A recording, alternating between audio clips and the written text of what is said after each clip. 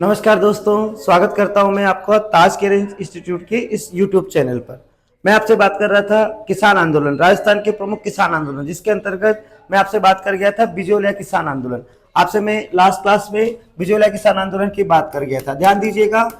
हमने बात की थी लास्ट क्लास में बिजोलिया किसान आंदोलन, बिजोलिया किसान आंदोलन। तो आप देखिएगा, मैंने आपको बिजोलिया किसान आंदोलन क्यों हुआ था इसके कारण भी बता दिए थे, बिजोलिया कहां पर था यह भी मैंने बता दिया था। ध्यान दीजिएगा, मैंने बात की थी आपसे इसी क्रम में बिजोलिया किसान आंदोलन के अंतर्गत। अब ये इस बिजोलिया, ये जो बिजोलिया स्थान है, इसका मैंने आपको परिचय दिया था। बिजोलिया, बिजोलिया क्या था? तो बिजोलिया दिखेगा क्या था? बिजोलिया मेवाड़ रियासत का प्रथम श्रेणी का ठिकाना था, मेवाड़ रियासत का प्रथम श्रेणी का ठिकाना था। और ये जो बिजोलिया था, यहाँ पर धाकड़ जाति के किसानों की अधिकता थी। और साथ ही साथ ये जो बिजोलिया हुआ करता था, इसका नाम था विजयावल्ली। इसका क्या नाम था? विजयावल्ली। और इस बिजोलिया ठिकाने का जो संस्थापक था वो था अशोक परमार। आगे ये तो मैंने परिचय दिया था इस स्थान का। दूसरी मैंने यहाँ पर बात की थी कि ये जो बिजोलिया ठिकाना था, ये बिजोलिया ठिकाना जो था, इसकी स्थापना, इस ठिकाने की स्थापना आदि किस प्रकार से हुई थी। तो अभी इसके बारे में मैंने बात की थी आपसे, इस ठिकाने की स्थापना और इस ठिकाने का जो स्वरूप था उसकी मैंने बात की थी। अब ये जो बिजोलिया ठिकाना हुआ करता था, ये अभी ऐसा ठिकाना था जहां से आप सीमावर्ती क्षेत्र, आप कोटा बूंदी बारा झालावाड़ की तरफ, मतलब हाड़ौती की तरफ जा सकते थे। इधर से आप मेवाड़ में तो थे ही सही, ये मेवाड़ रियासत में था ही सही, साथ ही साथ इधर से आप लोग मालवा की तरफ भी प्रवेश कर सकते थे। तो ये बिजोलिया ठिकाने की स्थापना अशोक परमार ने की थी, जो अजगनेर भरतपुर का रहने वाला था। इसके बाद मैंने आपसे बात की थी इसी क्रम में, पहली क्लास में आपसे बात कर गया था मैं कि ये जो बिजोलिया किसान आंदोलन था, ये किन कारणों से हुआ था, प्रमुख कारण क्या क्या थे। इसी क्रम में मैंने आपको बताया था कि बिजोलिया ठिकाने में एक तो अधिक भू राजस्व लिया जाता, भूमि का जो कर था, टैक्स था, वो अधिक लिया जाता था। दूसरी बात, यहाँ पर 84 प्रकार की लाख बाग थी, 84 प्रकार के टैक्स लगे हुए थे। एक लाटा कूटा पद्धति मैंने बताई थी आपको। और इसके बाद यहाँ बताया था मैंने आपको कि यहाँ पर जो कहूं कि अनावश्यक कर्ज, जैसे अनावश्यक कर्ज, इतने सारे कर थे, इतने ज्यादा टैक्स लगे हुए थे, इस कारण किसानों को क्या करना पड़ा था? आंदोलन करना पड़ा था। तो ये सारी बातें मैं आपको बता चुका था। साथ ही साथ हमने जाना था कि ये जो किसान आंदोलन था, ये 3 चरणों में हुआ था। कुल मिलाकर कितने चरणों में हुआ था? 3 चरणों में। तो पिछली जो क्लास थी, पहला जो भाग है इस क्लास का, उसमें मैंने आपको प्रथम चरण, कौन सा चरण? प्रथम चरण की सारी प्रक्रिया समझा दी थी। प्रथम चरण कब से स्टार्ट हुआ था? तो 1897 से लेकर 1915। प्रथम चरण हमने पढ़ा था 1897 से लेकर 1915। आप प्लेलिस्ट में जाकर दोबारा इसको वापस देख सकते हैं। प्रथम चरण मैंने वहां पर बता दिया था। तो अभी आपने देखा था प्रथम चरण की प्रमुख घटनाएं क्या क्या हुई थी। मैं आपको संक्षिप्त में इसको बता देता हूं। प्रथम चरण में जो प्रमुख घटनाएं थी वो क्या क्या थी। बिजोलिया किसान आंदोलन का प्रथम चरण कब से शुरू हुआ था? 1897 से, और कब तक चला था ये? तो 1915 तक। तो अब ये प्रथम चरण की जो घटनाएं थी वो क्या क्या थी? एक तो मैंने बताया था कि ये जो आपका किसान आंदोलन हुआ, ये प्रारंभ कब हुआ? तो ये प्रारंभ हुआ कब? 1897 से। कहां से हुआ था? तो गिरधरपुरा गांव। इस आंदोलन का प्रारंभ कहां से माना जाता है? गिरधरपुरा गांव में आपको बताया था कि एक किसान थे गंगाराम धाकड़ के पिताजी के मृत्यु भोज के अवसर पर गिरधरपुरा में एकत्रित होकर किसानों ने सामूहिक रूप से, आपको बताया था पुस्तकालय के अध्यक्ष थे, पुस्तकालय संभालने वाले एक व्यक्ति थे साधु सीताराम दास के कहने पर अब एक गिरधरपुरा गांव से 2 किसानों को, 2 नौजवानों को, नानजी पटेल और ठाकरी पटेल, किसको? एक तो नानजी पटेल और एक थे इनके साथ में ठाकरी पटेल, इन दोनों को मेवाड़ महाराणा के पास शिकायत के लिए भेजा था 1897 में। वहीं से यह आंदोलन शुरू हुआ। अब ये दोनों मेवाड़ महाराणा थे इस समय पर फतेह सिंह के पास गए, उनसे शिकायत की, किशन सिंह की शिकायत की। तो किशन सिंह की शिकायत की, और फिर मेवाड़ महाराणा जो थे उन्होंने राजस्व अधिकारी हामिद हुसैन को बिजोलिया भेजा, और इसने यहाँ पर आकर क्या किया था? ठिकानेदार के विरुद्ध रिपोर्ट बनाई थी, पर राणा जी ने उस पर कोई कार्रवाई नहीं की थी। तो हम इन सारी बातों की चर्चा हम कर चुके थे पिछली क्लास में। अब ये इसके बाद क्या हुआ था? 1899 में अर्थात विक्रम संवत 1956 में 56 अकाल पड़ा था, तो उसने किसानों की स्थिति और खराब कर दी थी, पर ठिकानेदार पर कोई फर्क नहीं पड़ा था। इसके बाद 1903 में किशन सिंह ने ही, कृष्ण सिंह जिसको कहते हैं किशन सिंह, ने चौरी नामक कर लगा दिया था। 1903 में उसने कौन सा कर लगा दिया था? चौरीकर, चौरीकर जिसका मतलब क्या था कि बिजोलिया के प्रत्येक व्यक्ति को अपनी पुत्री के विवाह के अवसर पर, चौरीकर की प्रक्रिया क्या थी कि बिजोलिया के प्रत्येक व्यक्ति को अपनी पुत्री के विवाह के अवसर पर ठिकाने में 5 रुपए या 13 रुपए, 5 रुपए या 13 रुपए जमा करवाने पड़ेंगे। ये टैक्स लगाया था किसने? कृष्ण सिंह ने। तो इसका भी खूब विरोध हुआ था, पर कृष्ण सिंह पर इसका भी कोई प्रभाव नहीं पड़ा। इसके बाद 1906 में जब कृष्ण सिंह की मृत्यु हो गई थी तो नया ठिकानेदार बना था पृथ्वी सिंह। तो पृथ्वी सिंह ने नया ठिकानेदार बनते ही तलवार बंधाई, इसको हम कहते हैं उत्तराधिकारी शुल्क, लगा दिया था 1906 में। ये तो लगाया था किसने? कृष्ण सिंह ने। इसके बाद 1906 में जब इस कृष्ण सिंह की मृत्यु हो गई, जब कृष्ण सिंह मर गया था, तो ऐसी हालत में कृष्ण सिंह की जगह 1906 में यहाँ का ठिकानेदार कौन बना था? पृथ्वी सिंह। याद कीजिए, मैंने आपको बताया था कृष्ण सिंह निस्संतान मरा था, तो इसी कारण इसका निकट संबंधी था पृथ्वी सिंह जो भरतपुर से आया था, तो ये यहाँ का ठिकानेदार बना था। तो इसे ठिकानेदार बनते ही एक और नया कर लगा दिया था, जिसको आप कहते हैं तलवार बंधाई कर। इसको आप क्या बोलते हैं? तलवार बंधाई कर। तो इसका भी खूब विरोध हुआ। विरोध करने पर स्थानीय नेता कौन कौन? साधु सीताराम दास, इसके बाद ब्रह्मदेव, एक थे फतेहकरण चारण और एक प्रेमचंद भील। तो इसी हालत में ये जो स्थानीय नेता थे जिनके नेतृत्व में यह आंदोलन प्रारंभ हुआ था, यह आंदोलन चल रहा था, तो उसमें से फतेहकरण और ब्रह्मदेव को तो बिजोलिया से निष्कासित कर दिया और साधु सीताराम दास को पुस्तकालय की नौकरी से निकाल दिया था। तो ऐसे हालत में यह आंदोलन इसके बाद क्या हो गया था? एक तरह से कहा जाए तो नेतृत्व विहीन हो गया था। फिर 1914 में इस पृथ्वी सिंह की क्या हो गई थी? मृत्यु हो गई थी। तो इसकी मृत्यु के बाद इसका अल्पवयस्क पुत्र केसरी सिंह, इसका अल्पवयस्क पुत्र कौन था? केसरी सिंह। तो ये यहाँ का ठिकानेदार बना था। तो इसी कारण मेवाड़ महाराणा ने क्या किया था? इस केसरी सिंह का यानी बिजोलिया का जो शासन था वो सीधे अपने हाथों में ले लिया, कोर्ट ऑफ वार्ड्स, और अभी अमर सिंह को इसका प्रशासक बना दिया था। पर राणा जी ने यहाँ पर इसको कोई छूट नहीं दी थी। तो इस प्रकार मैंने आपसे विस्तार से प्रथम चरण की चर्चा की थी पहले क्लास में, फर्स्ट क्लास में, उसको आप प्लेलिस्ट में जाकर देख सकते हैं। आज मैं बात करूंगा बिजोलिया किसान आंदोलन के द्वितीय चरण की, और ध्यान दीजिएगा ये जो द्वितीय चरण है यही इस आंदोलन का सबसे प्रमुख चरण है, सबसे महत्वपूर्ण चरण है। तो आज मैं बात करने वाला हूं आपसे बिजोलिया किसान आंदोलन के द्वितीय चरण की।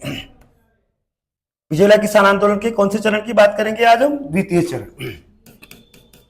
ध्यान दीजिएगा, बिजोलिया किसान आंदोलन का द्वितीय चरण, और यह द्वितीय चरण स्टार्ट हुआ कब से? यह होगा 1915 ईस्वी से। 1915 ईस्वी से चलेगा ये 1922-23 तक।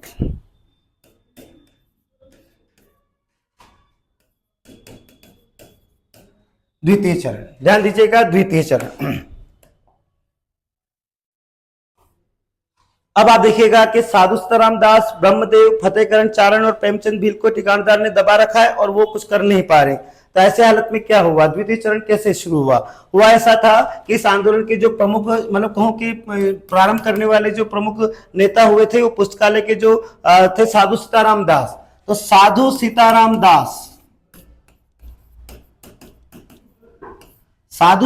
दास जो थे, अब ये इनकी मुलाकात हुई थी विजय सिंह पथिक से। साधु सीताराम दास की मुलाकात हुई किससे? विजय सिंह पथिक।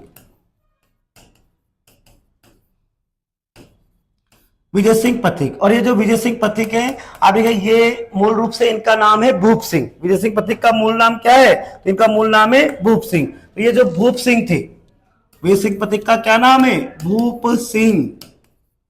तो ये जो भूप सिंह थे, अभी इन्होंने क्रांति की योजना बनाई थी ब्रिटिश सरकार के विरुद्ध, तो इनको भूप सिंह को ब्रिटिश सरकार ने पकड़ लिया था और इनको अजमेर के टाटगढ़ जेल में डाल दिया था।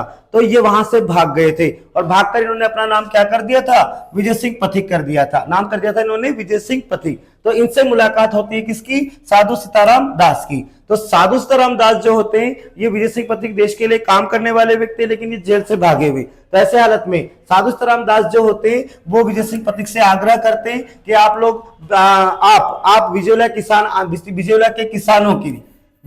किसानों के पक्ष में आप क्या करें? कार्य करें। बिजोलिया के किसानों के पक्ष में आप क्या करें? कार्य करें। तो साधु सीताराम दास के कहने पर विजय सिंह पथिक जो थे वो इस आंदोलन से जुड़ गए थे। इसके बाद आगे एक बहुत बड़ा व्यक्ति विजय सिंह पथिक, जिनका मूल नाम क्या है? भूप सिंह। तो भूप सिंह यानी विजय सिंह पथिक जो थे वो इस आंदोलन से जुड़ गए थे। अब आप देखिएगा हुआ ऐसा था कि विजय सिंह पथिक वैसे ही जेल से भागे हुए, क्योंकि ये भूप सिंह थे और ये जेल से भागे हुए, ब्रिटिश सरकार से छिपने के लिए नाम बदल दिया इन्होंने, दाढ़ी वाड़ी बढ़ा ली और नाम कर दिया अपना विजय सिंह पथिक। तो अब ये ऐसे हालत में आगे बिजोलिया, ध्यान दीजिएगा, तो ये आते ही नेतागिरी नहीं करेंगे। विजय सिंह पथिक जो थे उन्होंने बिजोलिया में आते ही, इन्होंने बिजोलिया में अब ये विद्या प्रचारणी सभा का गठन किया था। आते ही इन्होंने यहां पर क्या किया, विद्या प्रचारणी सभा की स्थापना की। ध्यान दीजिएगा, कई सारी पुस्तकों में इस विद्या प्रचारणी सभा की स्थापना के बारे में बताया गया कि ये चित्तौड़गढ़ में ओछड़ी नामक कोई स्थान था, वहां बनी थी। लेकिन आपकी 10th क्लास की जो पुस्तक है, आरबीएससी बोर्ड की जो पुस्तक है, उसमें लिखा है कि इन्होंने विद्या प्रचारणी सभा की स्थापना कहाँ की थी, बिजोलिया में। जब ये बिजोलिया आए तो यहाँ पर इन्होंने विद्या प्रचारणी सभा की स्थापना की और यहाँ पर मतलब लोगों को बताया कि मैं विद्या का प्रचार करने आया हूँ, मैं यहाँ पर लोगों को शिक्षा देने आया हूँ, क्योंकि ये आते ही नेतागिरी नहीं करेंगे। तो इन्होंने विद्या प्रचारणी सभा की स्थापना की और विद्या प्रचारणी सभा के माध्यम से अभी इन्होंने बिजोलिया में विद्या प्रचारणी सभा के माध्यम से इन्होंने क्या किया, बिजोलिया में इन्होंने अभी एक तो पाठशाला खोली, एक तो क्या खोली इन्होंने, पाठशाला खोली। एक इन्होंने यहां पर अखाड़ा खोला, यहां पर इन्होंने क्या खोला, एक अखाड़ा, और एक इन्होंने यहां पर पुस्तकालय खोला।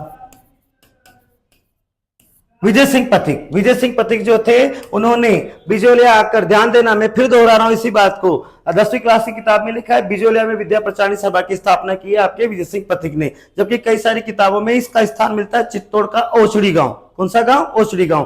पर आपकी 10th क्लास की पुस्तक में लिखा है कि विद्या प्रचारणी सभा की स्थापना ये विजय सिंह पथिक ने कहां पर की थी, तो बिजोलिया में। तो इन्होंने विद्या प्रचारणी सभा की स्थापना की और इसके माध्यम से इन्होंने क्या चलाया, एक तो पाठशाला चलाई, एक अखाड़ा खोला और एक पुस्तकालय का संचालन किया। अब ये तीनों काम ये क्यों कर रहे हैं, नेताओं मतलब कहूं कि एक तरह से यहाँ के लोगों से जुड़ने के लिए, यहाँ के लोगों से जुड़ने के लिए। अब एक किस प्रकार से, पाठशाला, तो पाठशाला में बच्चे पढ़ने आएंगे तो बच्चों के माध्यम से उनके मम्मी पापा से जुड़ेंगे। अखाड़ा जो होगा वहां अखाड़ा में पहलवान आएंगे, नौजवान आएंगे तो नौजवानों से जुड़ेंगे। पुस्तकालय में पढ़े लिखे लोग आएंगे तो पढ़े लिखे लोगों से जुड़ेंगे। तो ये तीनों चीजें खोलकर विद्या प्रचारणी सभा के माध्यम से विजय सिंह पथिक ने यहाँ पर क्या किया, लोगों से जुड़ने का काम किया, लोगों को मतलब लोगों के साथ में एक तरह से कहूं तो संपर्क बनाने का काम किया। अब धीरे धीरे लोगों से संपर्क बना इनका। तो इसके बाद विजय सिंह पथिक जो थे उन्होंने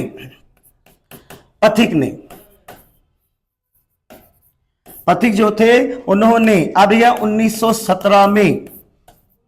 1917 ईस्वी में अब यहां पर बिजोलिया में एक गांव पड़ता है, बेरीसाल गांव।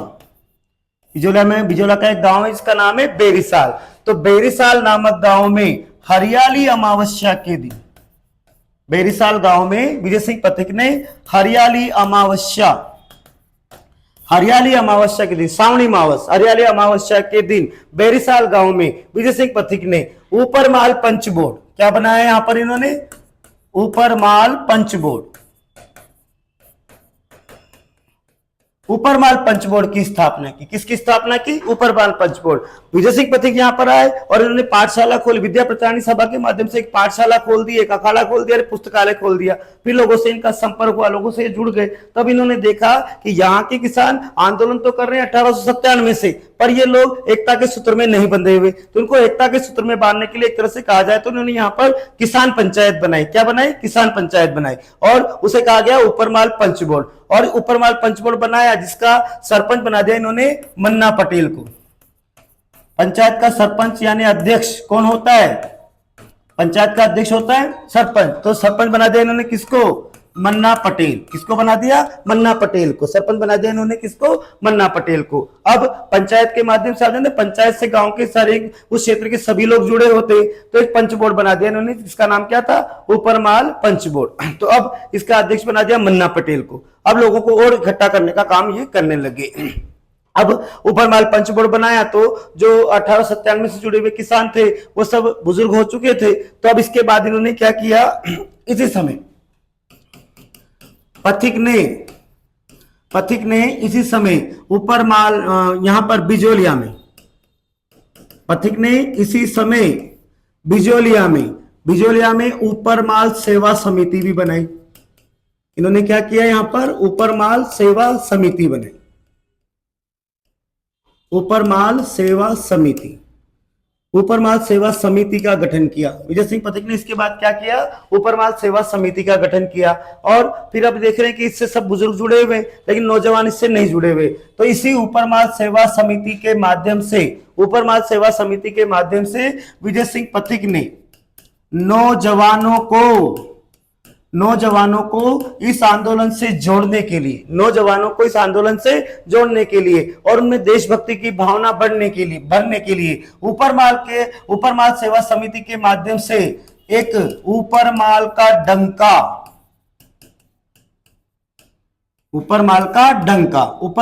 डंका नामक पत्र छपवाकर और इन नौजवानों को वितरित कर दिया। नौजवानों को क्या कर दिया, वितरित कर दिया। ऊपर माल का डंका नामक एक पत्र छपवाकर इन्होंने क्या किया, उनको नौजवानों को वितरित कर दिया। ध्यान दीजिएगा, इन्होंने पहले तो बनाई ऊपर माल, यहाँ पर ऊपर माल पंचबोर्ड बनाया बिजोलिया में। सबसे पहले तो क्या किया पथिक ने, बिजोलिया में विद्या प्रचारणी सभा की स्थापना की और इसके माध्यम से एक पाठशाला, एक अखाड़ा और एक पुस्तकालय का संचालन किया। लोगों से संपर्क में आने का, लोगों से जुड़ने का काम किया। फिर इसके बाद पथिक ने 1917 में बेरीसाल गांव में हरियाली अमावस्या के दिन ऊपर माल पंचबोर्ड बनाया। लोगों को एकता के सूत्र में बांधने के लिए क्या बनाया, ऊपर माल पंचबोर्ड बनाया। और इसका सरपंच को या इसका अध्यक्ष इसको बना दिया, तो मन्ना पटेल को बना दिया। फिर विजय सिंह पथिक देखते हैं कि इस आंदोलन से बुजुर्ग तो जुड़े हुए लेकिन नौजवान नहीं जुड़े हुए। इसी कारण पथिक ने बिजोलिया में ऊपर माल सेवा समिति बनाई। क्या बनाई इन्होंने यहाँ पर, ऊपर माल सेवा समिति। ऊपर माल सेवा समिति बनाकर उसके माध्यम से नौजवानों को इस आंदोलन से जोड़ने के लिए तथा उनमें देशभक्ति की भावना भरने के लिए पथिक ने ऊपर माल का डंका नामक पत्र छपवाकर इन नौजवानों को वितरित कर दिया। अब नौजवान भी जुड़ने लग गए। ऐसी हालत में पथिक जो थे वो बिजोलिया में बहुत प्रसिद्ध हो गए। पथिक जो थे वो बिजोलिया में क्या हो गए, बहुत प्रसिद्ध हो गए। यहाँ के लोग पथिक को क्या कहने लग गए, महात्मा जी कहने लग गए और इनकी सारी बातें मानने लगे। पथिक की क्या करने लग गए, सारी बातें मानते थे, सारी बातें इनकी मानने लग गए। मतलब ये सारे काम करके पथिक यहाँ पर बहुत प्रसिद्ध हो गए। यहाँ के लोग इनको महात्मा जी कहते थे, कोई महात्मा जी आए बाहर से और फिर इनकी सारी बातें क्या करते थे, इनकी सारी बातें मानते थे। तो ऐसे हालत में पथिक जो थे उन्होंने किसानों को बेगार करने से मना कर रखा था। पथिक ने क्या कर रखा था, किसानों को बेगार करने से मना कर रखा था। बेगार मैंने आपको लास्ट क्लास में समझाया था। बेगार का मतलब क्या होता है मित्रों, कि बिना वेतन के आपसे काम करवाना। मान लीजिए ठिकानेदार के घर पर कुछ काम है, तो आप अपने काम से जा रहे हैं, तो आपको बुलाएगा भाई इधर आओ, आइए आप, तो आप जाओगे। ठिकानेदार है आपका, राजा है आपका वो, तो आपको जाना पड़ेगा। फिर वो कहेंगे कि हमारे घर में पुताई करनी है या गेहूं साफ करनी है या झाड़ू लगाना है, कोई सा भी काम आपसे, लाइट वाइट ठीक कर, कुछ भी काम करवाएंगे, पर उस काम के बदले, बेगार के बदले आपको कोई वेतन नहीं मिलेगा। तो ऐसे हालत में पथिक ने कहा कि आप भी ठिकाने में क्या करेंगे, बेगार नहीं करेंगे, मना कर देना, साफ नहीं करेंगे। तो इसी क्रम में क्या हुआ कि यहां पर एक गांव था, इसका नाम है गोविंद निवास। बिजोला ठिकाने का एक गांव है जिसका नाम है गोविंद निवास। तो गोविंद निवास के एक किसान थे जिनका नाम था नारायण जी। गोविंद निवास के किसान थे जिनका नाम था नारायण जी। तो ये जो नारायण जी थे, इन्होंने पथिक के कहने पर ठिकाने में बेगार करने से मना कर दिया। ठिकानेदार ने बुलाया नारायण जी को काम करने के लिए, बेगार करने के लिए बुलाया। तो नारायण जी ने, पथिक ने मना किया था कि आप लोग बेगार मत करना। तो ऐसे हालत में ये जो नारायण जी थे, इन्होंने ठिकाने में क्या किया, बेगार करने से साफ मना कर दिया कि मैं तो नहीं आऊंगा, मेरे को तो काम है, मैं तो नहीं आऊंगा। तो ऐसे हालत में ठिकानेदार जो था उसने नारायण जी को कि तेरी इतनी हिम्मत, तो मुझे मना करता है। तो ऐसे हालत में नारायण जी को ठिकाने ने क्या किया, जेल में डाल दिया। ठिकाने ने क्या किया, नारायण जी को जेल में डाल दिया। अब जेल में डाल दिया तो ऐसी हालत में अब किसान भागे गए पथिक के पास। पथिक से कहा भाई आपने कहा था, मना कर दिया था, बेकार मत करना। तो नारायण जी ने मना किया तो उनको क्या किया, जेल में डाल। तो अब क्या करें, तो पथिक ने कहा कि कोई बात नहीं, घबराओ मत, ठीक है, आप लोग कोई परेशान मत हो। पथिक के कहने पर पथिक के कहने पर अब बिजोलिया के सारे किसान, लगभग सारे किसान, मतलब आसपास के गांव के सारे किसान इकट्ठे हो गए। पथिक ने बुलवाया सारे किसानों को, तो सारे किसान क्या हो गए, इकट्ठे हो गए। और पथिक ने कहा कि आप सब लोग क्या करो, पथिक के कहने पर बिजोलिया के लगभग उनके सारे किसान जो थे वो ठिकाने के सामने आकर जमा हो गए। ठिकाने के सामने आकर क्या हो गए, जमा हो गए। एक तरह से कहूं, किसानों ने ठिकाने के सामने धरना दिया। ठिकानों के सामने क्या दिया, इन्होंने धरना दिया।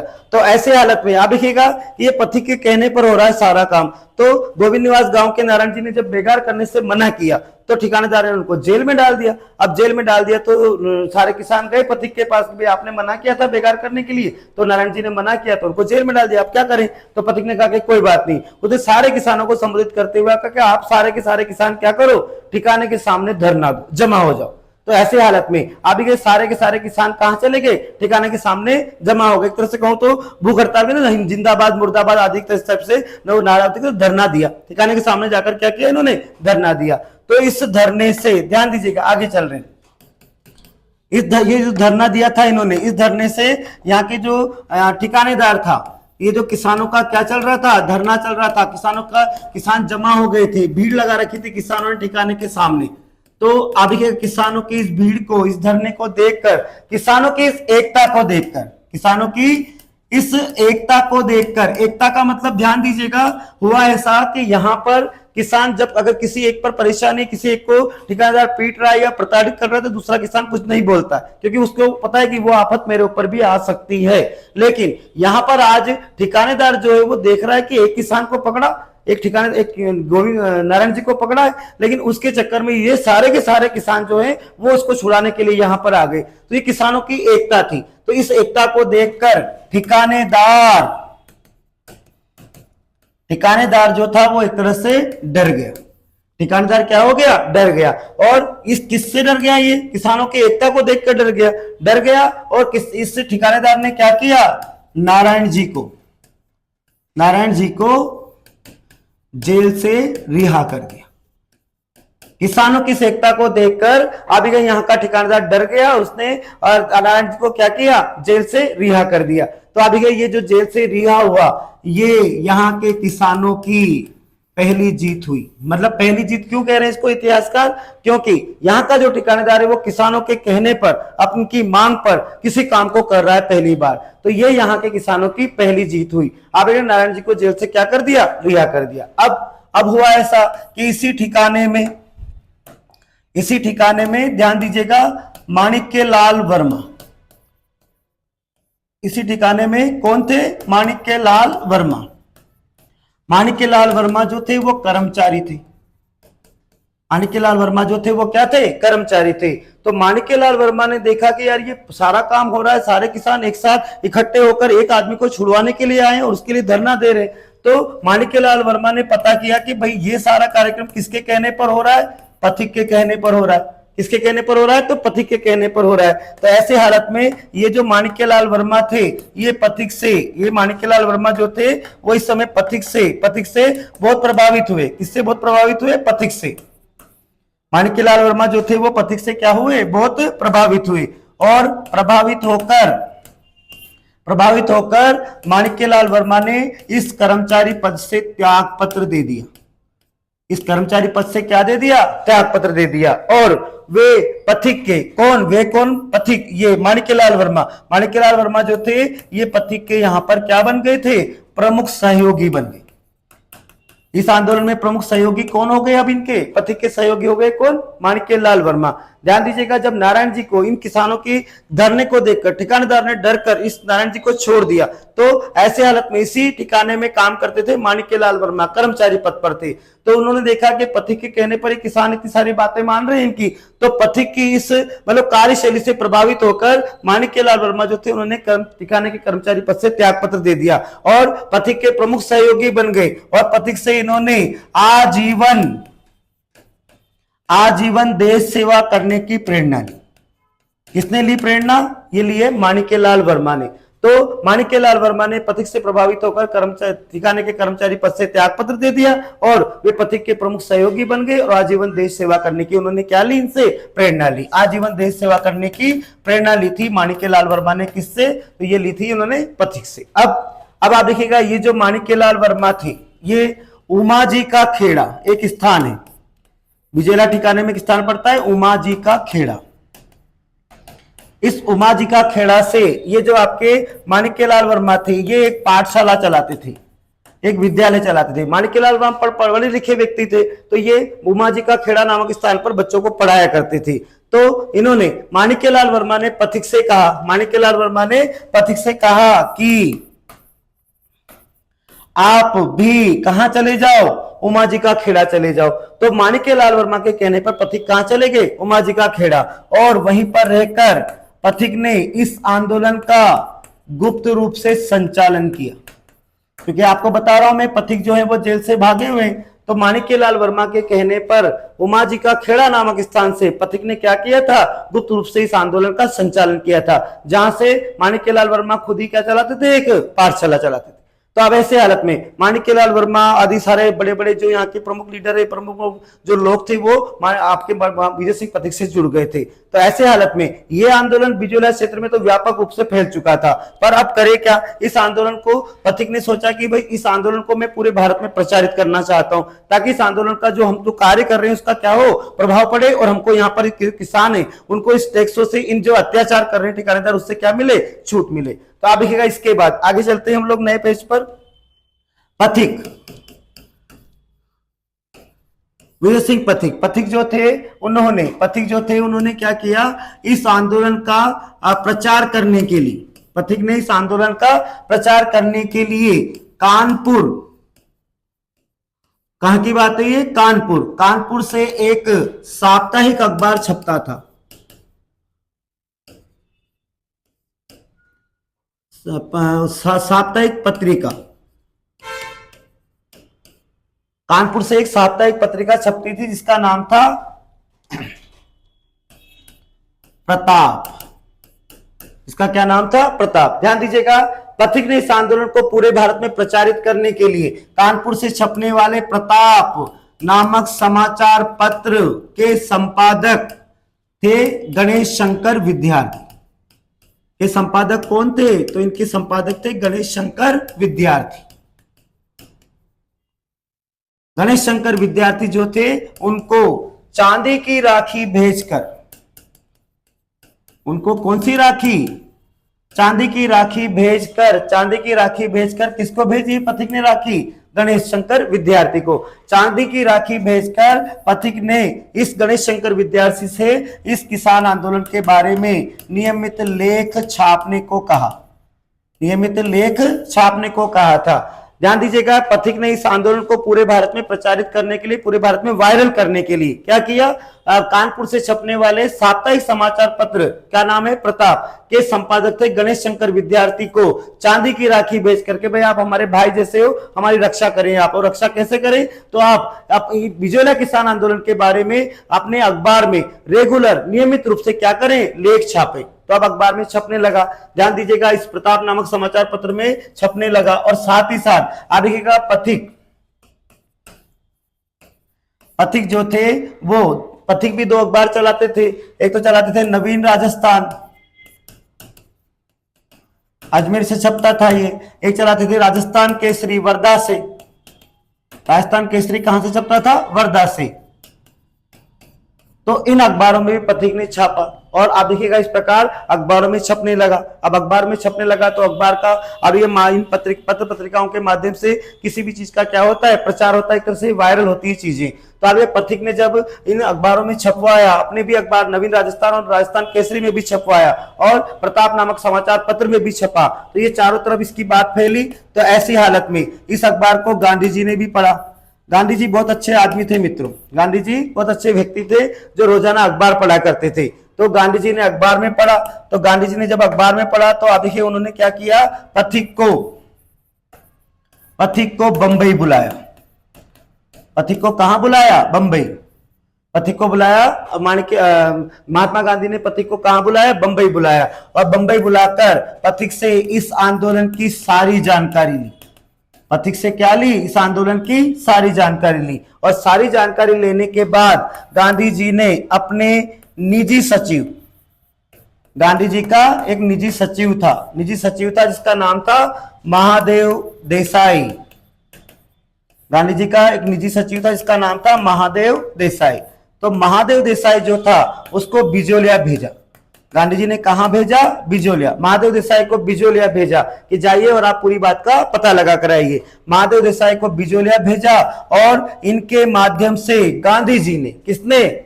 महात्मा गांधी जी ने महादेव देसाई के माध्यम से मेवाड़ महाराणा फतेह सिंह, मेवाड़ महाराणा कौन थे इस समय पर? फतेह सिंह को एक पत्र भी भिजवाया। फतेह सिंह को क्या भिजवाया था? एक पत्र भी भिजवाया था कि आप किसानों की समस्याओं का क्या कीजिए? समाधान कीजिए। तो जब पथिक ने इन अखबारों में छपवाया, इन अखबारों के माध्यम से महात्मा गांधी को पता लगा, तो गांधी जी ने पथिक को बंबई बुलाया और इस आंदोलन की सारी जानकारी ली। और जानकारी लेने के बाद उन्होंने क्या किया? अपने निजी सचिव, गांधी जी का प्राइवेट सेक्रेटरी, निजी सचिव थे महादेव देसाई, को बिजोलिया भेजा, और मेवाड़ महाराणा को इन्होंने क्या किया था? एक पत्र भी लिखा था। तो गांधी जी भी जुड़े इस आंदोलन से। अब गांधी जी पूरी तरह से कहूं तो इस समय पर गांधी जी इस आंदोलन के समर्थन में नहीं थे, पर उन्होंने फिर भी पथिक के कहने पर इतना सारा काम किया। अब इसके बाद क्या हुआ? इसके बाद आप देखिएगा, लोकमान्य बाल गंगाधर तिलक, नाम जानते होंगे आप लोग, लोकमान्य बाल गंगाधर तिलक। तो ये तिलक जो थे ये पूना से, तिलक जो थे ये पूना से एक मराठा नामक अंग्रेजी अखबार छापते थे। कौन सा अखबार था इनका? मराठा नामक एक अंग्रेजी पत्र छापा करती थी। तो मराठा नामक अंग्रेजी पत्र में भी तिलक ने इन किसानों के बारे में लेख छापा। इन किसानों के बारे में क्या किया? लेख छापा, अंग्रेजी भाषा में छापा। तो अब अंग्रेजों को भी पता लगा। अब किसको पता लगा? अंग्रेजों को भी पता लगा।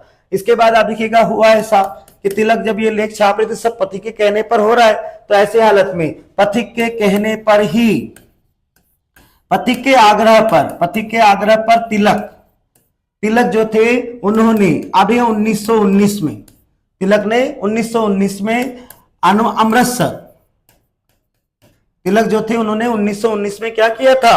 अमृतसर में 1919 का जो कांग्रेस का अधिवेशन हुआ था, कौन सा अधिवेशन हुआ था? कांग्रेस का वार्षिक अधिवेशन हुआ था। कहां हुआ था? 1919 में अमृतसर। तो कांग्रेस के वार्षिक अधिवेशन में पथिक के कहने पर तिलक ने, किसने? तिलक ने, ये जो तिलक थे इन्होंने कांग्रेस के वार्षिक अधिवेशन में अब ये बिजोलिया के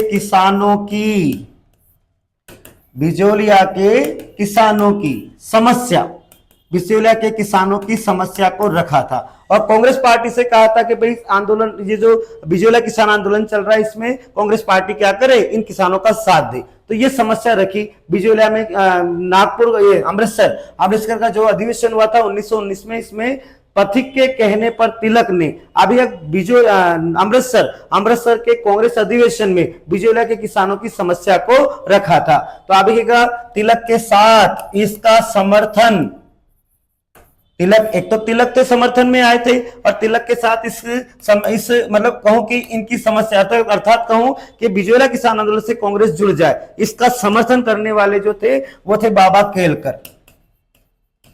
केलकर ने भी इसका क्या किया था? समर्थन किया था। किसका समर्थन किया? उन्होंने तिलक का समर्थन किया कि हाँ, कांग्रेस पार्टी जो है वो बिजोलिया किसान आंदोलन के बारे में कुछ सोचे या उनके बारे में कुछ करे। तो ये दोनों समर्थन में आए। लेकिन ये जो बात थी, इसका विरोध करने वाले, इसका विरोध किया था दो लोगों ने। एक तो गांधी जी ने विरोध किया, एक तो किसने विरोध किया? गांधी जी ने। और इनके साथ थे एक मदन मोहन मालवीय। तो इन दो नेताओं ने दो नेता कौन कौन हो गए, तो एक तो हो गए गांधी जी और एक हो गए मदन मोहन मालवीय ने अभी यहाँ पर इनका विरोध किया था कि भाई अभी तो कांग्रेस जो है वो क्या कर रही है, राष्ट्रीय आंदोलन कर रही है, तो हम लोग राष्ट्रीय आंदोलन, हमको अंग्रेजों को देश से भगाना है, पहले हम वो काम करेंगे बाद में देखेंगे ये। तो इस समय पर एक तरह से कहूं तो गांधी जी और मदन मोहन मालवीय ने क्या किया था, तिलक के इस जो उन्होंने प्रस्ताव रखा है, कहां पर प्रस्ताव रखा है, अमृतसर के कांग्रेस अधिवेशन में, कि बिजोला के किसानों की समस्या के बारे में कांग्रेस पार्टी कुछ ना कुछ करना चाहिए, या वो बिजोला किसानों का क्या देना चाहिए, उनको साथ देना चाहिए। तो इसके समर्थन में, तिलक के समर्थन में केलकर तो आए थे, इसके समर्थन में कौन आए, केलकर ने तो समर्थन किया था, बाबा केलकर ने तो समर्थन किया, लेकिन इस समय पर गांधी जी और मदन मोहन मालवीय ने इसका विरोध किया कि नहीं, अभी तो हमको क्या करना है, अंग्रेजों को भारत को उससे भगाना है, उसके बाद देखते हैं, ये सारी समस्याएं बाद में देखेंगे। तो इस प्रकार यहां पर ये दो लोगों ने इसका क्या किया, विरोध किया।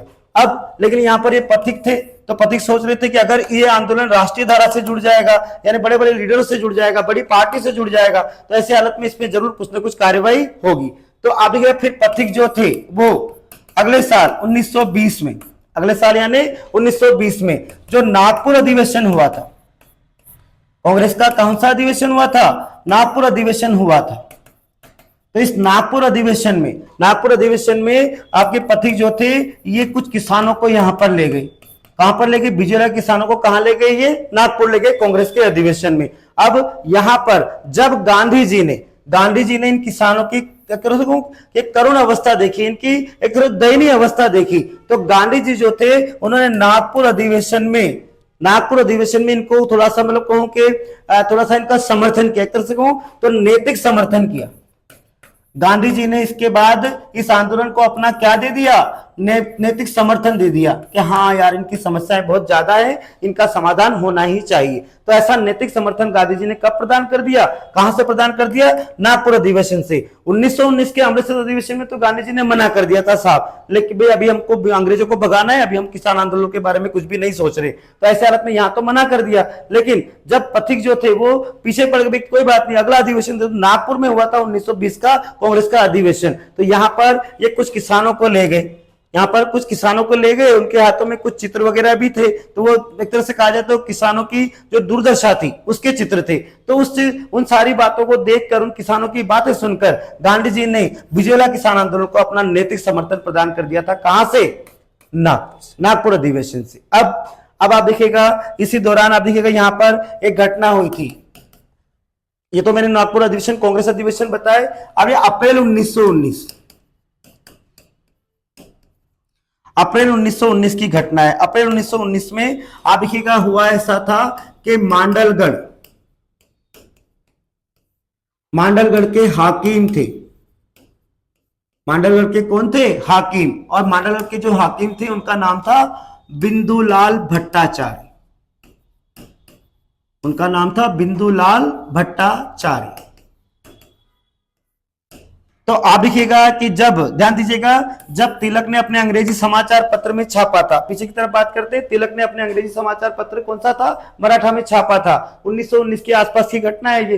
तो इसी के बाद आप देखिएगा, उसके बाद ये कांग्रेस के 2 अधिवेशन बताए मैंने आपको बीच में, पर आप देखिएगा इसी के बाद हुआ ऐसा कि अप्रैल 1919 में मांडलगढ़ के हाकिम थे बिंदुलाल भट्टाचार्य की अध्यक्षता में, बिंदुलाल भट्टाचार्य की अध्यक्षता में मेवाड़ सरकार ने, बिंदुलाल भट्टाचार्य की अध्यक्षता में क्या किया था, मेवाड़ सरकार ने एक आयोग बनाया था।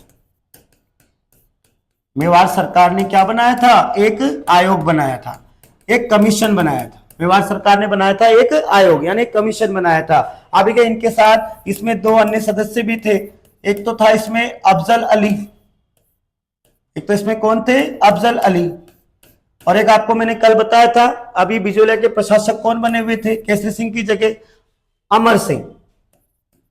दूसरे सदस्य कौन थे इसमें, अमर सिंह। तो अभी के इन 3 सदस्यों का एक आयोग बनाया, मेवाड़ सरकार ने क्या बनाया, इन 3 सदस्यों का आयोग बनाया। पर इस आयोग ने कुछ सलाह दी थी, इस आयोग ने क्या दी थी, कुछ सलाह दी थी, कुछ टैक्स को खत्म करने की क्या दी थी, सलाह दी थी। तो इसकी सलाह को मेवाड़ सरकार ने, इसकी सलाह को मेवाड़ सरकार ने मानने से मना कर दिया था। कहने का मतलब मेवाड़ सरकार ने एक आयोग तो बनाया था इसी दौरान, जब अखबारों में छपने लग गया, इतना सारा कांड हो गया, तो मेवाड़ सरकार ने एक आयोग तो बनाया बिंदुलाल भट्टाचार्य की अध्यक्षता में, पर इस आयोग ने जो सलाह दी उस सलाह को मेवाड़ सरकार ने मानने से साफ मना कर दिया था। तो यह आयोग भी एक तरह से विफल हो गया। और फिर इसी के बाद जब नागपुर में अधिवेशन हुआ, नागपुर में कांग्रेस का अधिवेशन हुआ, तो वहां से गांधी जी का जब नैतिक समर्थन प्राप्त हुआ तो किसानों को थोड़ी सी क्या मिली, संजीवनी मिली, तरह से थोड़ी ताकत मिली। अब यहां पर अब ये 1919 का आयोग भी विफल हो गया था। तब हुआ क्या, अब हुआ ऐसा कि महात्मा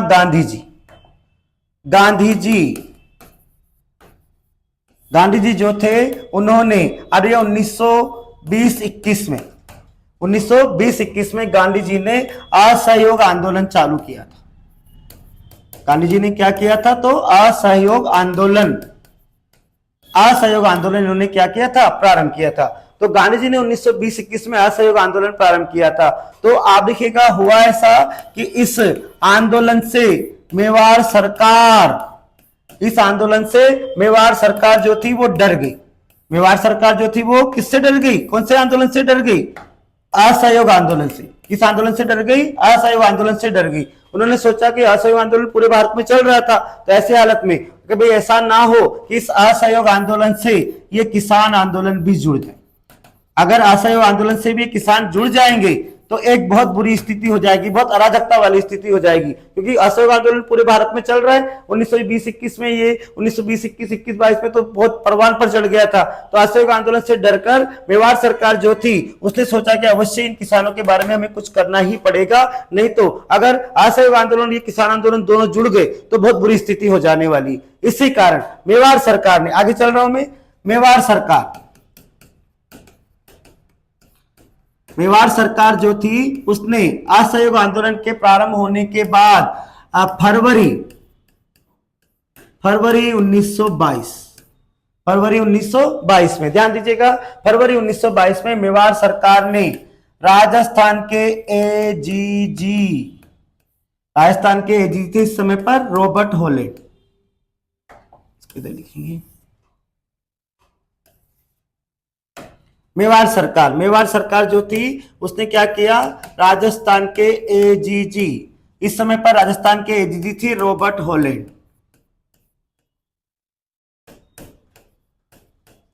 राजस्थान के एजीजी कौन थे इस समय पर, रॉबर्ट हॉलैंड। तो रॉबर्ट हॉलैंड की अध्यक्षता में एक समिति बनाई। रॉबर्ट हॉलैंड की अध्यक्षता में क्या बनाई, एक समिति बनाई। रॉबर्ट हॉलैंड की अध्यक्षता में बनाई एक समिति यानी एक आयोग बनाया।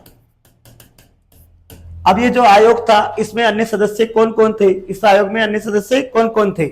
मेवाड़ सरकार ने फरवरी 1922 में एजीजी रॉबर्ट हॉलैंड, राजस्थान का एजीजी इस समय था रॉबर्ट हॉलैंड की अध्यक्षता में एक समिति बनाई थी। ध्यान दीजिएगा, इस समिति के अन्य सदस्य कौन कौन थे, अन्य सदस्य।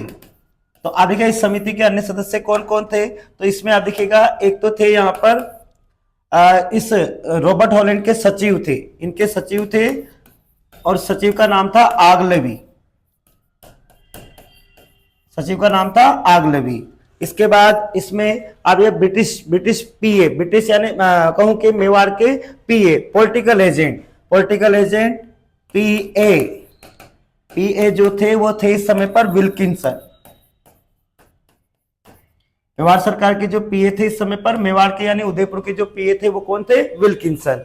इसके बाद आप देखिएगा यहाँ पर अब मेवाड़ के जो दीवान थे उनका नाम था प्रभाष चंद्र चटर्जी।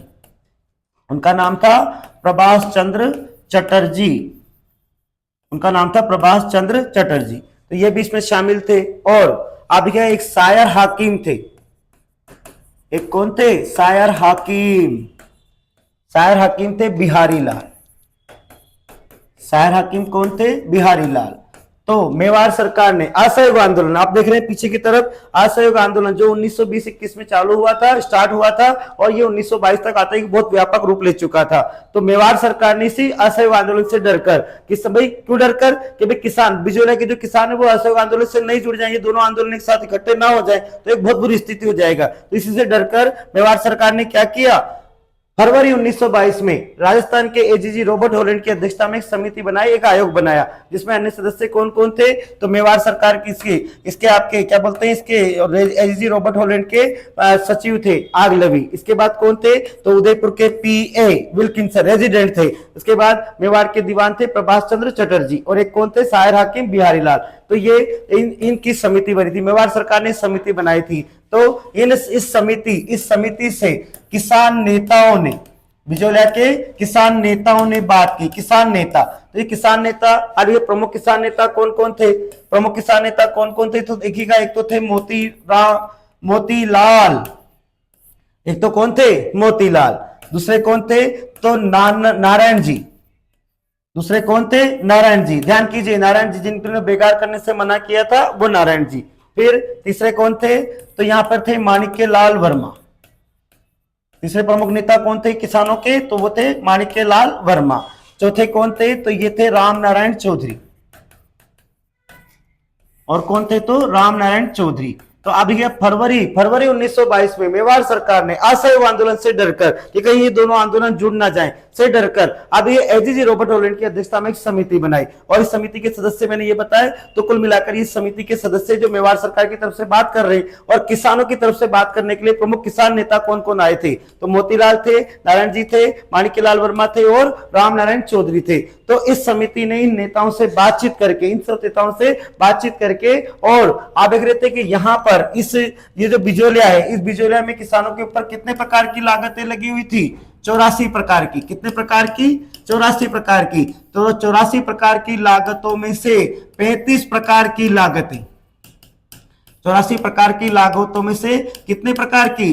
35 प्रकार की लागतों को समाप्त कर दिया। इस समिति ने क्या घोषणा की कि अब आपको 35 प्रकार की लागतें नहीं देनी, समाप्त करनी। मतलब 35 प्रकार, 84 में से 35 प्रकार की लागतों को समाप्त कर दिया। तो ऐसा करते ही किसानों को लगभग 45% छूट मिल गई। तो मजा आ गया, किसानों की दिवाली हो गई। तो ऐसे हालत में आप देखिएगा, ये जो आंदोलन था, इस आंदोलन का दूसरा चरण, क्योंकि इनको छूट मिल गई, तो छूट मिलते ही इस आंदोलन का दूसरा चरण जो था वो यहां पर क्या हो गया था? समाप्त हो गया। दूसरा चरण यहां पर क्या हो गया था? समाप्त हो गया था। ध्यान दीजिएगा, दोबारा बता रहा हूं, दूसरा चरण देख लीजिए, पूरा चरण, दूसरा चरण कैसे आंदोलन शुरू हुआ। तो ऐसे हालत में आप देखिएगा हुआ क्या था, बिजोलिया किसान आंदोलन में पहला जो भाग पढ़ाया था मैंने आपको कल, उसमें बताया था मैंने, बिजोलिया का परिचय दिया था। इसके बाद इस ठिकाने की स्थापना किसने की थी, इसका स्वरूप कैसा था, यहाँ पर किस जाति के किसान थे, इन सब की मैं चर्चा कर चुका हूँ। फिर बाद में मैंने आपसे बात की थी कि किसान आंदोलन क्यों हुआ था, इसके कारण मैंने बता दिए थे। फिर आपको बताया था कि इस किसान आंदोलन के 3 चरण, ये किसान आंदोलन 3 चरणों में हुआ था। तो प्रथम चरण में आपको पिछली क्लास में बता गया था, 1897 से लेकर 1915 के बीच में हुआ था। फिर इसके बाद जो द्वितीय चरण, प्रथम चरण की जो प्रमुख घटनाएं थी वो क्या क्या थी? आंदोलन कहां से प्रारंभ हुआ था? तो गिरधरपुरा गांव से। नानजी पटेल और ठाकरे पटेल गए मेवाड़ महाराणा के पास शिकायत के लिए 1897 में, वहां से प्रारंभ हुआ। उसके बाद 1903 में कृष्ण सिंह ने चौरी कर लगा दिया था, इसका भी खूब विरोध हुआ। फिर इसके बाद 1906 में पृथ्वी सिंह जो नया ठिकानेदार बना था, उसने तलवार बंधाई, उत्तराधिकारी शुल्क लगाया, तो इसका भी खूब विरोध हुआ। विरोध करने पर स्थानीय नेताओं को सबको निकाल दिया गया, बिजली से निष्कासित कर दिया, उनको शांत कर दिया। तो उसके बाद 1914 में जब पृथ्वी सिंह की मृत्यु हुई तो उसका अल्पवयस्क पुत्र केसर सिंह ठिकानेदार बना। तो यहाँ का जो शासन था वो मेवाड़ महाराणा ने अपने हाथों में ले लिया था, पर राणा जी ने कोई छूट नहीं दी थी। इस प्रकार ये पहला चरण यहाँ पर हमको मैंने पहले फर्स्ट क्लास में बता दिया था। आज मैंने जो बात की वो बात की आपसे किसकी? इस द्वितीय चरण की। ध्यान दीजिएगा, बिजोलिया किसान आंदोलन का द्वितीय चरण कब स्टार्ट हो रहा है? 1915 से लेकर 1923 के बीच। तो ध्यान दीजिएगा, साधु सीताराम दास जो थे, उन्होंने उनके कहने पर विजय सिंह पथिक, जिनका मूल नाम है भूप सिंह, इस आंदोलन से जुड़ गए थे और उनसे कहा कि भाई आप किसानों के पक्ष में कार्य कीजिए, बिजोलिया के किसानों के पक्ष में कार्य कीजिए। तो विजय सिंह पथिक जो थे वो इस आंदोलन से जुड़ गए थे। किसके कहने पर? साधु सीताराम दास के कहने पर। अब विजय सिंह पथिक जो थे वो आते ही यहाँ पर नेतागिरी नहीं करेंगे। पहले उन्होंने क्या किया, पथिक ने बिजोलिया आकर विद्या प्रचारणी सभा का गठन किया। और मैं आपको 2 बार बता चुका हूं कि पथिक ने जो है बिजोलिया विद्या प्रचारणी सभा की स्थापना बिजोलिया में की है। ये बात मैं बता रहा हूं आरबीएससी बोर्ड के हिसाब से। और अभी अन्य किताबों में ये जो विद्या प्रचारणी सभा की स्थापना लिखी हुई है, ये चित्तौड़ का एक ओचड़ी गांव है, वहां लिखी हुई है, लेकिन आरबीएससी बोर्ड में क्या लिखा है? बिजोलिया। तो इन्होंने बिजोलिया में विद्या प्रचारणी सभा की स्थापना की और इसके माध्यम से एक पाठशाला, एक अखाड़ा और एक पुस्तकालय का संचालन किया। अब ये ऐसा क्यों कर रहे हैं? लोगों से जुड़ने के लिए, लोगों के संपर्क में आने के लिए। तीनों स्थान ऐसे जिससे लोग जुड़ेंगे। तो ऐसे हालत में पथिक धीरे धीरे लोगों से जुड़ने लग गए। अब जुड़ने के बाद इन्होंने क्या किया, पथिक जो थे उन्होंने 1917 में बेरीसाल गांव, ये बिजोला का एक गांव है छोटा सा, बेरीसाल गांव में हरियाली अमावस्या के दिन, श्रावणी मावस हरियाली अमावस्या के दिन बेरीसाल गांव में ऊपरमाल पंच बोर्ड बनाया। क्यों बनाया, तो इन्होंने देखा कि किसान आंदोलन तो कर रहे पर ये एकजुट नहीं है, एकता के सूत्र में नहीं बंधे हुए, तो इनको एकता के सूत्र में बांधने के लिए किसान पंचायत बनाई, उसको दे दिया इन्होंने नाम ऊपरमाल पंच बोर्ड। और उसका पहला सरपंच, पहला अध्यक्ष किसको बना दिया, मन्ना पटेल। अब सरपंच भी यहाँ पर पंचायती भी बन गई। अब इसके बाद पथिक ने क्या किया, बिजोलिया में ही ऊपरमाल सेवा समिति का गठन किया और उन्होंने देखा कि इस आंदोलन से बुजुर्ग तो जुड़े हुए लेकिन नौजवान नहीं जुड़े हुए, तो नौजवानों को इस आंदोलन से जोड़ने के लिए और उनमें देशभक्ति की भावना भरने के लिए ऊपरमाल सेवा समिति के माध्यम से ऊपरमाल का डंका नामक एक पत्र छपवाकर इन नौजवानों को बांट दिया था, वितरित कर दिया था, तो नौजवान भी जुड़ने लगे। अब ये सारा काम करके पथिक जो थे वो क्या हो गए, बिजोले में बहुत प्रसिद्ध हो गए। पथिक को यहाँ के लोग महात्मा जी कहते थे और इनकी सारी बातें मानते थे। ठीक थे साहब। अब इसके बाद हुआ ऐसा कि पथिक जो थे उन्होंने इन किसानों को बेगार करने से मना किया था, तो इसी क्रम में गोविंद निवास गांव के किसान थे नारायण जी ने ठिकाने में बेगार करने से मना कर दिया। तो ठिकानेदार ने कभी तेरी इतनी हिम्मत, इधर आ जा, जेल में डाल दिया। नारायण जी को क्या किया, जेल में डाल दिया। अब जेल में डाल दिया तो किसान भागे भागे गए पथिक के पास, भाई आपने कहा था बेगार करने से मना किया था, और ऐसा करने पर नारायण जी को ठिकानेदार ने जेल में डाल दिया। तो पथिक ने कहा कि कोई बात नहीं, घबराओ मत। पथिक के कहने पर बिजोला के सारे किसान, जत्थे के जत्थे, बहुत सारे किसान, आसपास के सारे किसान इकट्ठे हो गए और वो सारे किसान इकट्ठे होकर उन्होंने क्या किया, ठिकाने के सामने धरना दिया, ठिकाने के सामने जमा हो गए, जिंदाबाद मुर्दाबाद करने लग गए। तो अब ऐसी हालत में हुआ ऐसा कि ये ठिकानेदार था, ये इस किसानों की भीड़ से, इस धरने से, इस किसानों के जमावड़े से, किसानों की एकता को देखकर ये जो ठिकानेदार था यहाँ का, ये ठिकानेदार क्या हो गया, डर गया, और इसने डर कर क्या किया, नारायण जी को जेल से रिहा कर दिया। ये यहाँ के किसानों की पहली जीत हुई। यहाँ के किसानों की क्या थी, पहली जीत थी। अब आप देखिएगा इसी ठिकाने में माणिक्य लाल वर्मा कर्मचारी पद पर कार्य करते थे, तो वो उन पर पथिक का प्रभाव पड़ा कि भाई पथिक के कहने पर ये किसान सारे इकट्ठे हो गए, नहीं तो किसी के बुलाने पर इकट्ठे नहीं होते, पर पथिक के कहने पर सारे किसान एक व्यक्ति के लिए, नारायण जी के लिए इकट्ठा हो गए। तो पथिक का प्रभाव पड़ा किस पर, माणिक्य लाल वर्मा पर। तो माणिक्य लाल वर्मा ने इसी समय कर्मचारी के मतलब ठिकाने के कर्मचारी पद से क्या किया, त्याग पत्र दे दिया, और वो पथिक के प्रमुख सहयोगी बन गए और उनसे आजीवन देश सेवा करने की क्या ली, प्रेरणा ली। अब ये जो माणिक्य लाल वर्मा थे क्या करते थे, उमाजी का खेड़ा नामक स्थान से एक पाठशाला का संचालन करते थे। तो उन्होंने क्या किया, पथिक को भी वहां पर बुला लिया और उनसे कहा कि आप यहीं से गुप्त रूप से इस आंदोलन का क्या करेंगे, संचालन करेंगे। तो पथिक भी चले गए कहां पर, उमाजी का खेड़ा में। अब इसके बाद पथिक ने देखा कि यह आंदोलन इस क्षेत्र में यानी बिजोला क्षेत्र में तो क्या हो गया है, व्यापक रूप से फैल गया है, लेकिन इसका प्रचार पूरे भारत में करना पड़ेगा, वायरल करना पड़ेगा इसको। तो पथिक ने इस आंदोलन को पूरे भारत में प्रचारित करने के लिए कानपुर से छपने वाले साप्ताहिक समाचार पत्र प्रताप के संपादक, प्रताप के जो एडिटर थे, प्रताप नामक अखबार छापने वाले जो व्यक्ति थे, संपादक थे गणेश शंकर विद्यार्थी, उनको चांदी की राखी भेजकर और उनसे पथिक ने बिजोला के किसानों के बारे में नियमित रूप से लेख छापने को कहा। तो अब प्रताप नामक समाचार पत्र में भी छपने लगा। साथ ही साथ पथिक ने अपने दो समाचार पत्र नवीन राजस्थान और राजस्थान केसरी में भी छापा। तो ऐसे हालत में अब अखबार में छपा तो वायरल हुआ तो गांधी जी ने पढ़ लिया अखबार। गांधी जी ने पथिक को बंबई बुलाया और इनसे सारी जानकारी ली। फिर गांधी जी ने अपने निजी सचिव, प्राइवेट सेक्रेटरी महादेव देसाई को बिजोलिया भेजा और मेवाड़ महाराणा को उन्होंने पत्र भी लिखा था। अब इसके बाद आप देखिएगा हुआ क्या, तिलक, बाल गंगाधर तिलक, ये भी पुणे से एक मराठा नामक अंग्रेजी पत्र छापा करते थे। तो तिलक ने भी इस बिजोला के किसानों के बारे में अपने अंग्रेजी के समाचार पत्र, जिसका नाम है मराठा, में भी छापा। अब तिलक जो थे ये किसानों के समर्थन में आए। तिलक जो थे उन्होंने पथिक के कहने पर, ध्यान दीजिएगा, तिलक ने पथिक के कहने पर 1919 में अमृतसर का जो कांग्रेस का अधिवेशन हुआ था, इसमें बिजोला के किसानों के समर्थन में उनकी समस्या को कांग्रेस के अधिवेशन में रखा था। इनके समर्थन में आए थे केलकर, बाबा केलकर इनके समर्थन में आए थे, लेकिन गांधी जी ने इस समय पर इसका विरोध किया था। साथ में मदन मोहन मालवीय ने भी इसका क्या किया था, विरोध किया था। क्यों कि भाई अभी तो हम अंग्रेजों को भगाने की बात कर रहे हैं, उसके बाद देखते हैं। तो गांधी जी ने यहाँ पर साफ मना कर दिया कि अभी छोड़ो इस बात को, अभी मेन मुद्दा क्या है, अंग्रेज, तो अंग्रेजों को भगाएंगे फिर बाद में देखेंगे। तो यहाँ पर गांधी जी ने भी विरोध किया और मदन मोहन मालवीय ने भी विरोध किया, पर पथिक अड़े रहे।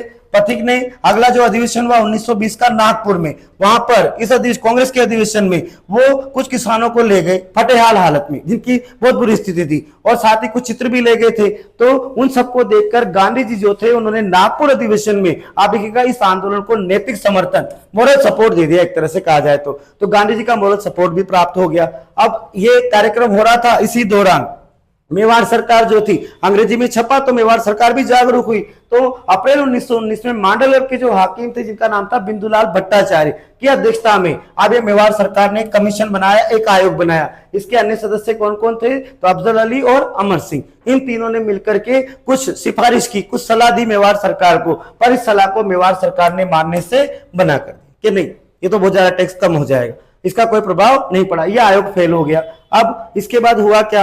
महात्मा गांधी जी जो थे उन्होंने 1920-21 में अब यह असहयोग आंदोलन प्रारंभ किया था। तो 1922 का समय आते आते ऐसी असहयोग आंदोलन जो था ये पूरे भारत में एक तरह से व्यापक रूप से फैल चुका था। तो मेवाड़ सरकार जो थी वो इसी असहयोग आंदोलन से डर गई कि कहीं इस असहयोग आंदोलन से ये बिजोला किसान आंदोलन जुड़ ना जाए, अगर ये दोनों जुड़ जाएंगे तो एक बहुत बुरी स्थिति हो जाएगी। तो इसी असहयोग आंदोलन से डरकर मेवाड़ सरकार ने फरवरी 1922, मेवाड़ सरकार ने क्या किया? फरवरी 1922 में राजस्थान के एजीजी रॉबर्ट हॉलैंड की अध्यक्षता में एक समिति बनाई कि फटाफट इनका क्या करो, समाधान करो। एजीजी रॉबर्ट हॉलैंड खुद बैठा इस समिति में, अध्यक्षता इसका, और अन्य सदस्य कौन कौन थे? तीसरे एजीजी रॉबर्ट हॉलैंड का सचिव था, इसका नाम था आगलवी। मेवाड़ का यानी उदयपुर का पीए था विल्किंसन।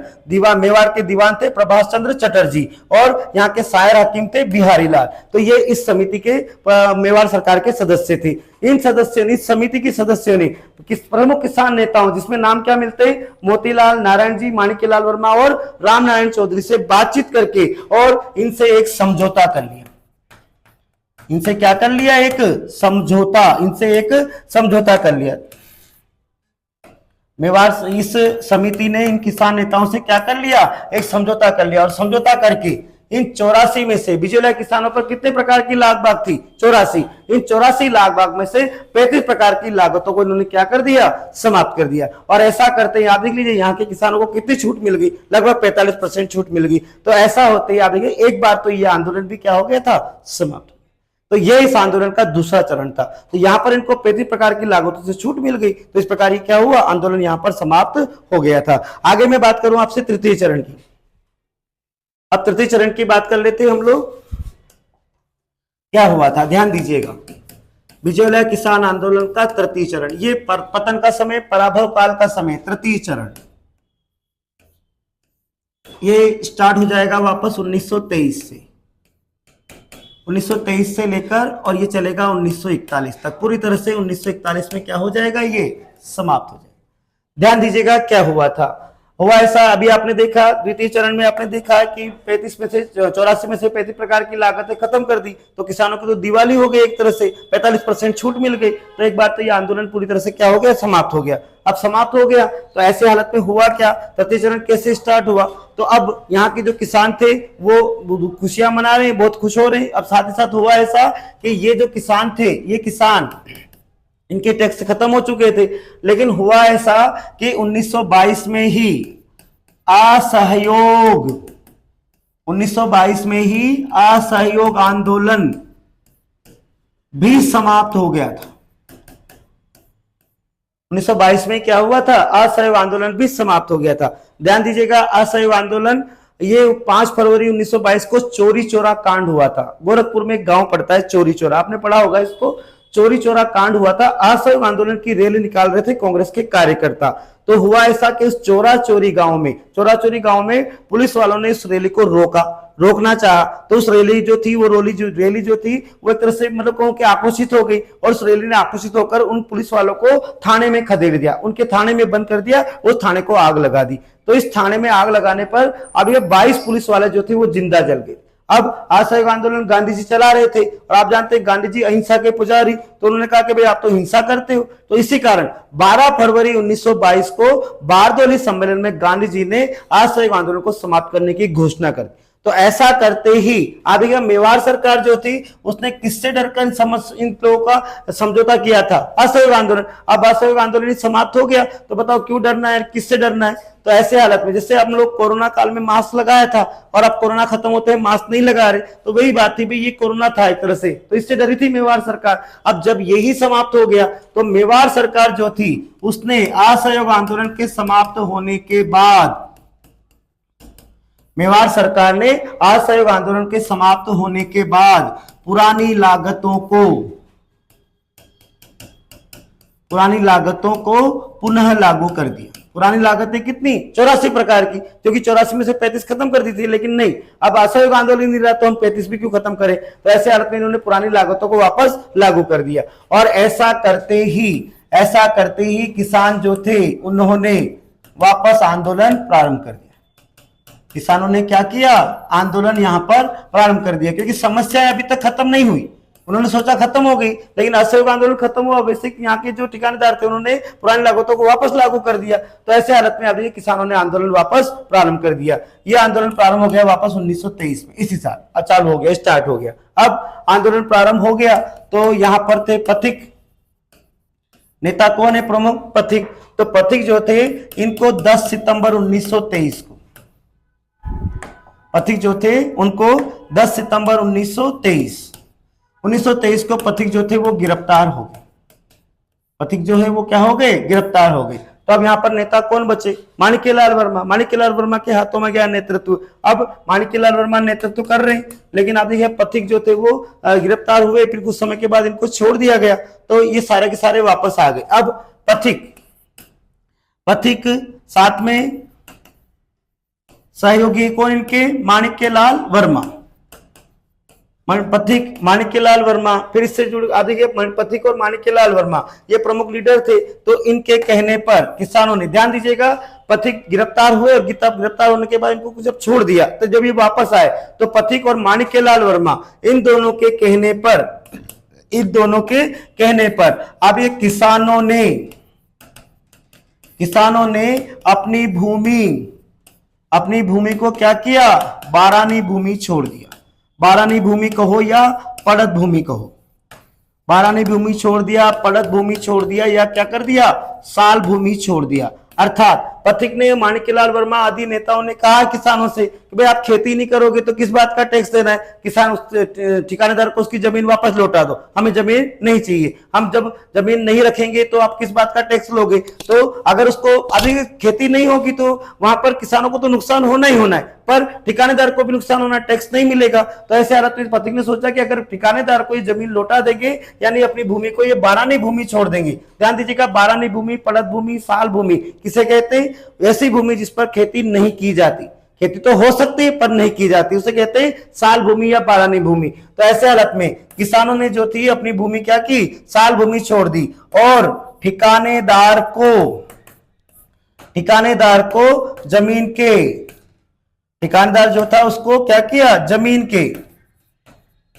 के पट्टे लौटा दिए। ठिकानेदार को जमीन के पट्टे दे दिए। अब ठिकानेदार को जमीन के पट्टे वापस दे दिए, संभालो अपनी जमीन, हमको नहीं करनी खेती। तो यहाँ पर ठिकानेदार ने खूब कोशिश की कि ये किसान मान जाए, वापस अपनी जमीन ले ले, पर किसान नहीं माने, क्योंकि इनके पीछे कौन लगे हुए? नेताजी लगे हुए। नेताजी के कहने पर हो रहा है सारा काम। तो अभी तक तो पथिक के कहने पर सारा अच्छा काम हो रहा था, तो इन्होंने, किसानों ने भी सोचा कि भाई ठीक है, पथिक अगर ऐसा कह रहे तो हम क्या करते हैं? जमीन को छोड़ देते हैं। पट्टे लौटा दिए। ठीक है साहब। अब हुआ ऐसा कि यहां पर ध्यान दीजिएगा, जब इन्होंने, किसानों ने अपने पट्टे लौटा दिए, जमीन लौटा दी, तो ऐसे हालत में आप देखिएगा भारत में, पूरे भारत की बात कर रहा हूं, पूरे भारत में एक तरह से कहूं तो बेरोजगारी फैली हुई थी। इस समय पर भारत में क्या फैली हुई थी? बेरोजगारी, जिसके बहुत सारे कारण है, पर प्रमुख कारण अगर मैं कहूं तो ब्रिटिश सरकार के उद्योग धंधे थे। क्या थे? ब्रिटिश सरकार के उद्योग धंधे। क्योंकि ब्रिटिश सरकार ने जब फैक्ट्रियां आदि खोल दी तो ये जो हाथों से काम करने वाले जो लोग थे, जो कुटीर उद्योग, लघु उद्योग करते थे, कपड़े आदि बनाते थे, विभिन्न तरह की डिजाइन, विभिन्न तरह की चीजें बनाते थे, वो सब लोग बेरोजगार बैठे थे। तो ठिकानेदार को इस बात का पता था कि भाई तुम लोग जमीन लौटा दोगे तो कोई बात नहीं, मेरे पास बहुत सारे बेरोजगार बैठे। ठिकानेदार जो था उसने क्या किया? जमीन की नीलामी कर दी साहब। उसने क्या किया? जमीन की नीलामी कर दी। अब जमीन की नीलामी कर दी तो इसको क्या हुआ? भाई जब पुराने किसानों ने जमीन छोड़ दी तो क्या करे भाई किसान, तो ठिकानेदार क्या करेगा, उसने जमीन की नीलामी कर दी। तो इस नीलामी में ठिकानेदार को नए किसान मिल गए। इस नीलामी में ठिकानेदार को क्या मिल गए, नए किसान मिल गए। अब ये जो नए किसान मिले ये ठिकानेदार की शर्तों पर ही मिले, क्योंकि ठिकानेदार ने बोल दिया कि भाई मैं इतने प्रकार की लागतें लूंगा, पहले बोल दिया उसने। तो अब ये नए किसान जो बिल्कुल बेरोजगार बैठे हैं, उन्होंने भी सोचा कि भाई भूखे मरने से तो अच्छा है थोड़ा बहुत तो खाएंगे। तो ऐसे हालत में इन्होंने क्या किया, जमीन ले ली, नीलामी हो गई जमीन की और इसको नए किसान मिल गए। और ये नए किसान मिले किस पर, शर्तों पर मिले। तो ऐसे हालत में ये जो पुराने किसान थे, बिजोलिया के जो किसान थे, ये बिजोलिया के जो पुराने किसान थे जिन्होंने जमीनें लौटा दी, बिजोलिया के जो पुराने किसान थे, ये इन नेताओं से क्या हो गए, नाराज हो गए कि तुम्हारे चक्कर में थोड़ा बहुत खा रहे थे वो भी गया हाथ से, अब जमीन ही चली गई हाथ से। तो अब एक ये जो पुराने किसान थे जिनकी जमीन ठिकानेदार ने नीलाम कर दी थी, वो सारे इन नेताओं से क्या हो गए थे, नाराज हो गए थे। तो ऐसे हालत में पथिक जो थे, क्योंकि पथिक की चक्कर में, तुम्हारे चक्कर में तो जमीन हमारी चली गई, तो पथिक से भला बुरा आदि सब कुछ कह दिया। तो पथिक जो थे वो इस आंदोलन से अलग हो गए।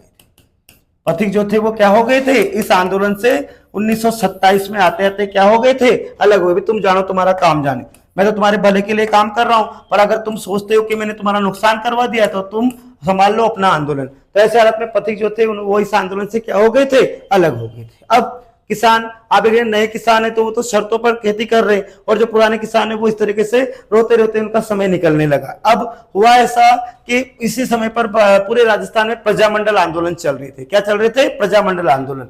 तो ऐसी हालत में आप देख रहे थे कि मेवाड़ प्रजामंडल यानी उदयपुर प्रजामंडल की स्थापना 1938 में हुई थी, माणिक्यलाल वर्मा ने की थी बलवंत सिंह मेहता की अध्यक्षता में। तो उदयपुर यानी मेवाड़ प्रजामंडल,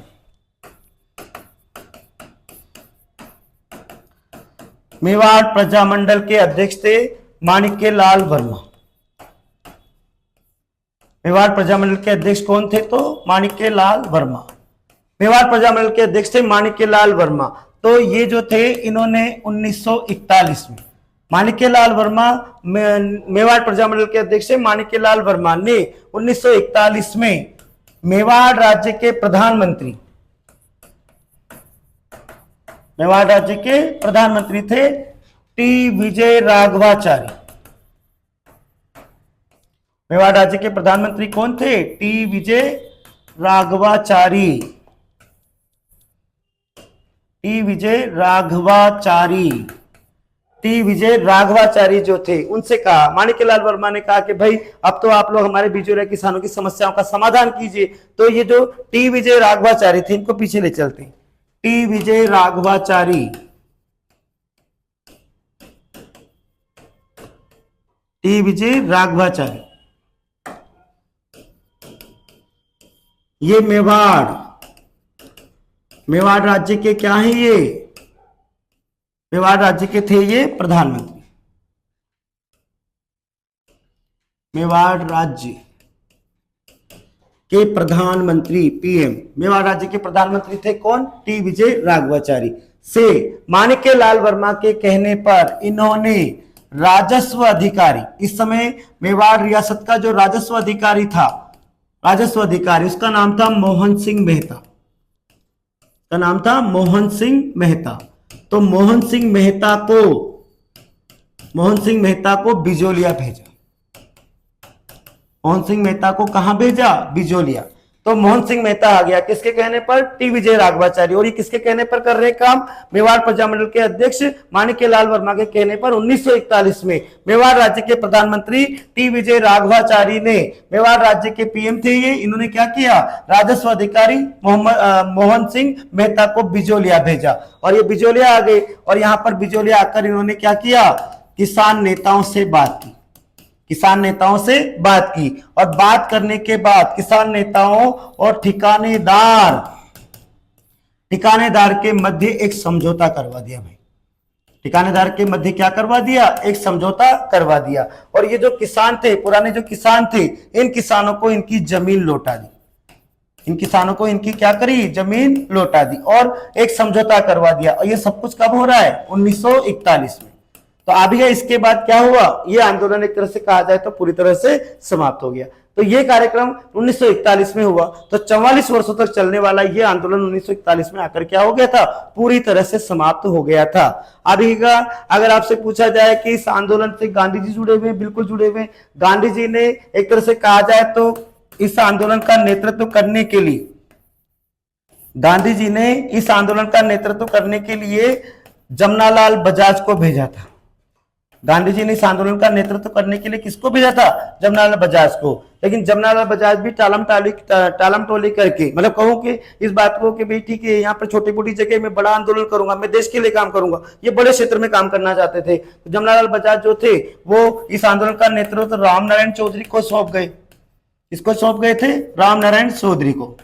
राम नारायण चौधरी ने दे दिया हरिभाऊ उपाध्याय को। रामनारायण चौधरी ने किसको सौंप दिया, हरिभाऊ उपाध्याय। तो ध्यान देना ये सारे के सारे नेता जो थे वो इस आंदोलन से जुड़े हुए थे, पर इसका जो परिणाम हुआ वो अंत में आकर 1941 में आकर ही क्या हुआ, समाप्त हुआ। तो ऐसे हालत में अभी ये बिजोलिया किसान आंदोलन जो था वो यहाँ पर 1941 में आकर पूरी तरह से क्या हो गया था, समाप्त हो गया था। अच्छा, एक और बात मैं आपको बता दूं, यहीं पर आप प्रेमचंद को जानते होंगे, मुंशी प्रेमचंद। तो मुंशी प्रेमचंद ने अभी रंगभूमि नामक एक उपन्यास लिखा था। मुंशी प्रेमचंद ने कौन सा उपन्यास लिखा था, रंगभूमि। तो ये जो रंगभूमि उपन्यास है, इस उपन्यास में प्रेमचंद ने बिजोलिया के किसानों की, मतलब कहूं कि दयनीय अवस्था को इसमें चित्रित किया है। प्रेमचंद ने अपने उपन्यास कर्मभूमि में अब ये बिजोलिया के किसानों की ही, मतलब कहूं कि एक तरह से चित्र, जब बिजोलिया किसानों का ही एक तरह से कहूं कि उनकी करुण अवस्था का चित्र खींचा था। बिजोलिया किसानों के बारे में ही इस उपन्यास में उन्होंने लिखा था। तो ये रंगभूमि उपन्यास भी इस आंदोलन से जुड़ा हुआ है। तो अभी इस प्रकार ये बिजोलिया किसान आंदोलन यहाँ पर आकर पूरी तरह से क्या हो गया, समाप्त हो गया। तीसरा चरण दोबारा देख लीजिए, छोटा सा है, पतन काल का है, एक तरह से कहूं कि पराभव काल का समय है। तृतीय चरण, असहयोग आंदोलन के समाप्त होते ही अब ये मेवाड़ सरकार ने पुरानी लागतों को पुनः लागू कर दिया। इसी कारण किसानों ने आंदोलन वापस प्रारंभ कर दिया था, क्योंकि ये असहयोग आंदोलन से डर के इन्होंने समझौता किया था। अब दोबारा चालू हो गया। तो ऐसे हालत में जो पथिक थे, स्टार्ट हो गया आंदोलन, तो ऐसे हालत में पथिक जो थे वो भागे हुए थे, एक तरह से जेल से भागे हुए थे। तो 10 सितंबर 1923 को पथिक गिरफ्तार हो गए और कुछ समय के बाद छूटकर वापस आ गए बिजोलिया। और यहाँ पर आकर पथिक और माणिक्यलाल वर्मा के कहने पर किसानों ने क्या किया, अपनी भूमि को बारहनी भूमि, पड़त भूमि या साल भूमि छोड़ दिया। मतलब अपनी भूमि की जो जमीन के पट्टे थे वो ठिकानेदार को लौटा दिए कि भाई हमको खेती नहीं करनी, हम खेती नहीं करेंगे तो किस बात का टैक्स लेगा। तो वो सोच रहे थे कि भाई किसान खेती नहीं करेंगे तो ठिकानेदार को भी नुकसान होगा। पर यहाँ पर ठिकानेदार जो था उसके दिमाग में एक बात चल रही थी, हमारे देश में इस समय पर बहुत बेरोजगारी फैली हुई थी। क्यों? क्योंकि जो ब्रिटिश सरकार थी इसने बहुत सारे उद्योग धंधे खोल दिए थे, तो कुटीर उद्योग, लघु उद्योग सब खत्म हो गए थे, तो बेरोजगारी फैली हुई थी। ठिकानेदार ने वो जो जमीन किसानों ने वापस दी थी उसकी नीलामी कर दी, और इस नीलामी में इस ठिकानेदार को नए किसान मिल गए। और ये नए किसान ठिकानेदार की शर्तों पर ही मिले। 84 प्रकार की लाग बाग लूंगा, तुम्हें लेनी तो ठीक है, नहीं तो भगो। तो ले ली। अब इनको तो कोई समस्या रही नहीं। लेकिन पुराने जो किसान थे वो इन नेताओं से हो गए नाराज, क्या आपके चक्कर में हमारी जमीन भी जाती नहीं। तो पथिक जो थे वो इस आंदोलन से 1927 में आते आते क्या हो गए थे, अलग हो गए। अब गांधी जी ने भेजा, मैं पीछे बता रहा था आपको, गांधी जी ने जमनालाल बजाज को भेजा इस आंदोलन का नेतृत्व करने के लिए। तो जमनालाल बजाज ने रामनारायण चौधरी को सौंप दिया, उन्होंने हरिभाऊ उपाध्याय टालम टोली करने लगे। और इसी क्रम में क्या हुआ कि अभी ये जो पथिक वगैरह सब अलग हो गए थे। अब ये आंदोलन थोड़ा शिथिल पड़ गया। फिर मेवाड़ प्रजामंडल के जो अध्यक्ष थे इस समय पर माणिक्यलाल वर्मा, कब की बात है ये, 1941। तो इस समय पर मेवाड़ प्रजामंडल के अध्यक्ष माणिक्यलाल वर्मा ने मेवाड़ के प्रधानमंत्री टी विजय राघवाचारी, मेवाड़ के प्रधानमंत्री कौन है, टी विजय राघवाचारी को कहा कि भाई आप इनकी समस्याओं का समाधान करवाइए। तब मेवाड़ के प्रधानमंत्री टी विजय राघवाचारी ने राजस्व अधिकारी मोहन सिंह मेहता को बिजोलिया भेजा, और ये बिजोलिया आया और यहां पर आकर इसने किसान नेताओं और ठिकानेदार से बातचीत करके उनके मध्य क्या करवा दिया, एक समझौता करवा दिया। कब करवा दिया, 1941 में। तो तब आकर के आंदोलन पूरी तरह से क्या हो गया था, समाप्त हो गया था। तो इस प्रकार अब ये बिजोलिया किसान आंदोलन था। अच्छा, एक और मैं इंपॉर्टेंट सी बात बता रहा हूं आपको। प्रेमचंद, मुंशी प्रेमचंद ने बहुत सारे उपन्यास लिखे, उपन्यास सम्राट है। तो उन्होंने एक उपन्यास लिखा था रंगभूमि। तो इस रंगभूमि नामक उपन्यास में प्रेमचंद ने बिजोलिया के किसानों की करुण अवस्था का ही क्या किया है, चित्रण किया है। ये रंगभूमि उपन्यास भी इससे जुड़ा हुआ है। तो ये बहुत बड़ा आंदोलन था जिसकी मैं चर्चा कर रहा हूं आपसे पिछली क्लास से। यहाँ पर आकर ये आंदोलन पूरी तरह से क्या हो गया, समाप्त हो गया। आगे मैं आपसे बात करूंगा बेगू किसान आंदोलन, बूंदी किसान आंदोलन, अलवर किसान आंदोलन, टीमू चना हत्याकांड, शेखावटी किसान आंदोलन आदि में आंदोलन की आप लोगों से क्या करूंगा, विस्तार से चर्चा करूंगा। धन्यवाद।